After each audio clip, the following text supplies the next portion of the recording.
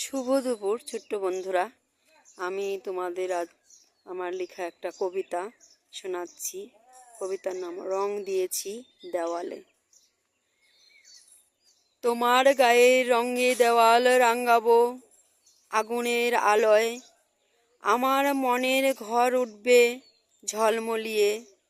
দেওয়ালের সাজসজ্জা নিতান্তই গৌণ হয়ে যাবে তখন, তোমার মনের আলো মেখে শুধু তোমায় দেখব বলে ঘর রাঙিয়েছি তোমার রঙে।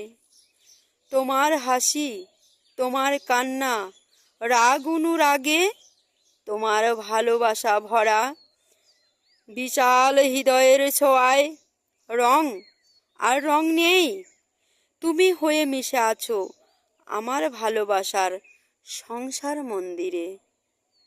ধন্যবাদ।